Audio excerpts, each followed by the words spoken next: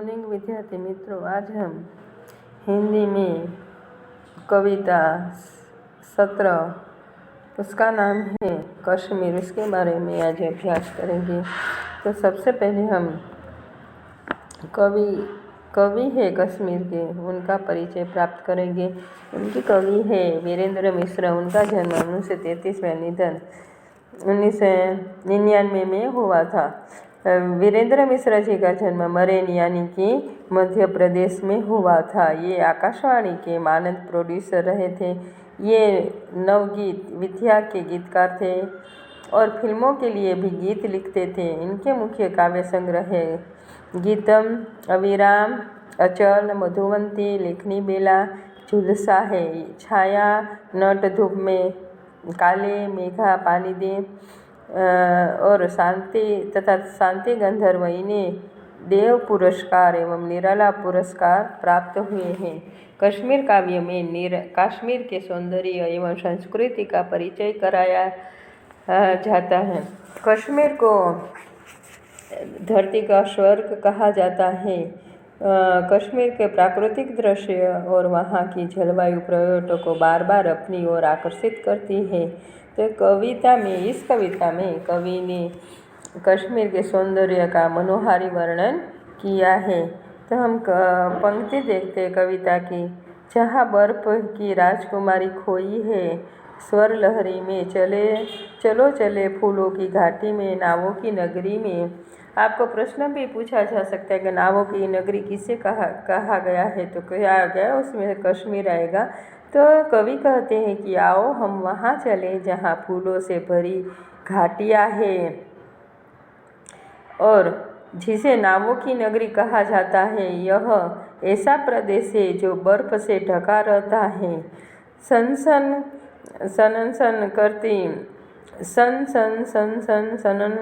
गाता फिरता गीत पवन, उड़ते हैं पंछी सैलानी, खिलता शालीमार चमन, भ्रमर बजाते शहनाई, किरणों की मालिन आई, झील किनारे वह डालियाँ भर धूप बिखेरे बजरी में।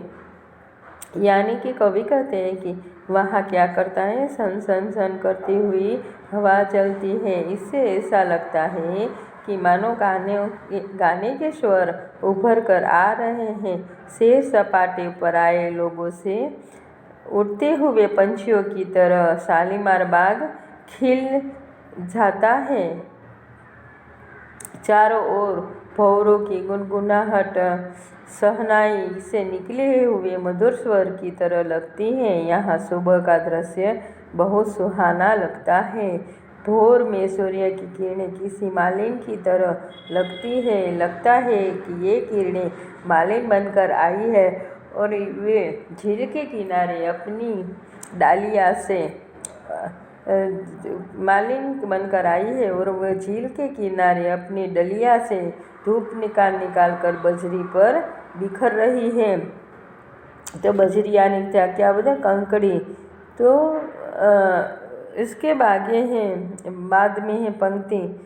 जंगल होड़ लगी है, तितली और गिटहरी है, कभी हवा आ जाती है, नई गज़ल गा जाती है, तब मखमली गलीचों पर कुछ मस्ती सी छा जाती है। मौसम कभी बदलता है, सपना कभी मचलता है, चरवाहे की बंसी छेड़ती नील गगन की छतरी में।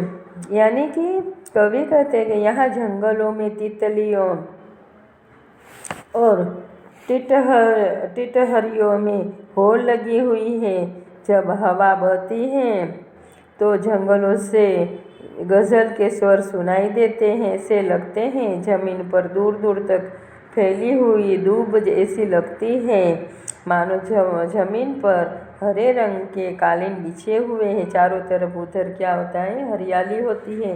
यहाँ कभी मौसम बदल जाता है और कभी कल्पना में आए दृश्यों में बदलाव आ जाता है। कहीं चरवाहे की बंसी के मधुर स्वर पर वातावरण में भिन्न जाते हैं।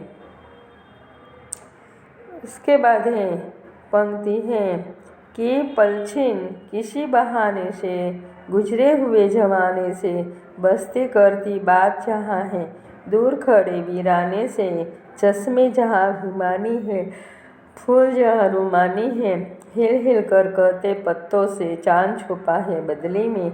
यानी कवि कहते कि यहाँ की बस्ती है तो कहीं निर्जन स्थान है, कहीं पर लोग रहते हैं, कहीं पर नहीं, निर्जन स्थान है। वे एक दूसरे से संपर्क साधते हुए से लगते हैं। यहाँ ठंडे पानी के अनेक स्रोत हैं। समूची घाटी सुंदर सुंदर कोमल फूलों से भरी है। जहाँ देखो वहाँ फूल दिखाई देते हैं। फूलों को देखकर लगता है जैसे वे अपने पौधों के पत्तों से बातें कर रहे हो कि देखो चांद बदलियों में लुप्त हो गया है। उसके बाद है जल में खिली रुबाइया, बजरों की अगड़ाइयाँ, चले शिकारे संग में चलती बागों की परछाइयाँ, प्रेम कथाएं विलड़ की कौन कहे गाथा मन की, झेलम सोई तारों वाले नभ की नील मशहरी में। तो इसमें क्या होता है, मशहरी है तो इसका अर्थ होता है वह पलंग जिसमें जालीदार कपड़ा लगता है। तो मच्छरदानी को क्या बोलते हैं, मशहरी। तो उसमें कहा है, कवि कहते हैं कि यहाँ कहीं बस्ती है, नहीं बस्ती है तो झीलों और सरोवरों के जल अटखेलियाँ करते से लगते हैं। उनके स्वर में रुबाइयों के सुनने का आनंद मिलता है। सरोवरों के जल में तैरते बजरे यानी क्या होता है, बड़ी नावें हिलती डुलती है तो वे अंगड़ाइया से लेती नजर आती है। अंगड़ाई यानी आलस, अपने आलस मरड़ी है नहीं, तो अंगड़ाइयाँ नजर आती हैं। पानी पर शिकारी यानी जो नवी लंबी नावें हैं वो चलती हैं तो पानी में आसपास बगीचों की परछाइयाँ दिखाई देती हैं। शिकारों के चलने पर ऐसा लगता है कि ऐसे बागों की परछाइयाँ शिकारों के साथ साथ चल रही हैं। इस भूमि पर जगह जगह विलड़ की प्रेम कथाओं के दर्शन होते हैं। ऐसे माहौल में अन्य कहानियों के बारे में सोचने का मौका ही नहीं मिलता। यहाँ झेलम नदी सितारों से सज्जित मशहरी में सोई सी लगती है। मशहरी क्या बोला था, मच्छरदानी।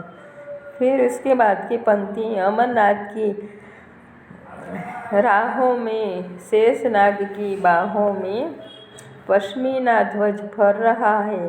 देवदारों की छाहों में मन जिसका गंभीर है वह अपना कश्मीर है। दाग लगे ना देखो भारत की बर्फीली पगड़ी में, चलो चले फूलों की घाटी में, नावों की नगरी में।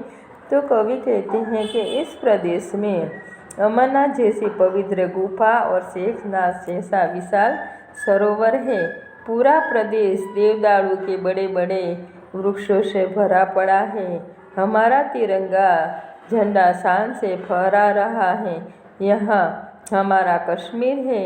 आज हमारे कश्मीर पर दुश्मनों की कुटिल निगाहें हैं। समस्या जटिल है, पर हे वीर जवानों, तुम सतर्क रहो और इस बात का ध्यान रखो कि हमारे कश्मीर पर आँच न आने पाए। आओ फूलों की घाटी और नावों की नगरी में।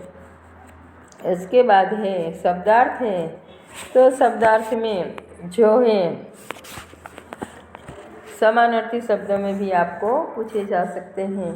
तो यहाँ पर शब्दार्थ है सैलानी यानी क्या होता है, सहेलगाह पर आए हुए यात्री अथवा तो पर्यटक। चमन यानी बाग, भ्रमर यानी भौरा, झील यानी बड़ा तालाब सरोवर, डलिया यानी बांस का छोटा पात्र, बजरी यानी कंटीली घास, आलम यानी दुनिया, सुरमई सुरमे के रंग का हल्का नीला रंग, मल्ला यानी नाविक, टिटिहरी यानी एक पक्षी विशेष का नाम है, पलछिन यानी पलसण, वीराना यानी निर्जन, हिमानी यानी शीतल, रोमानी यानी मुलायम, बिलहड़ यानी प्रेमी का नाम, मशहरी यानी मच्छरदानी अथवा तो पलंग, पश्मीना यानी बर्फीली कश्मीरी भेड़ विशेष के ऊन का नाम, फिर चश्मा यानी झरना, शबनम यानी ओश, रुबाइया यानी फर्शी काव्य का एक प्रकार। कलहड़ यानी मूल का नाम कलिया है, जो कश्मीरी कवि है जिसने राजत रणगेड़ी काव्य की रचना की है, जिसमें कश्मीर के आरंभ काल से रचना काल तक के इतिहास का वर्णन है। तो यहाँ पर हमने जो कश्मीर है उसके बारे में हमने कश्मीर है उसके जो प्राकृतिक सौंदर्य है उसके बारे में हमने जानकारी प्राप्त की। तो आपको प्रश्न पूछा जा सकता है कि कवि के कश्मीर के दर्शन के लिए आह्वान देते हुए कश्मीर का कैसा चित्र प्रस्तुत करते हैं। तो कश्मीर अत्यंत सुंदर और रमणीय, उसका आंसर आ सकता है कि कश्मीर अत्यंत सुंदर और रमणीय प्रदेश है। इसकी प्राकृतिक रचना मन को मोह लेती है। कवि कश्मीर को फूलों की घाटी और नावों की नगरी के रूप में वर्णन करते हैं। यहाँ अनेक सुंदर सरोवर हैं जिनमें सैलानी नौका विहार का आनंद ले सकते हैं। शालीमार बाग को सैलानियों के आकर्षण का केंद्र बताया गया है। झीलों के किनारे सूर्योदय का अनूठा दृश्य देखने को मिलता है। घाटी में मखमली धूप गलीचों का एहसास दिलाती है। कहीं बस्ती है तो कहीं वीरान मनभावन स्थान है।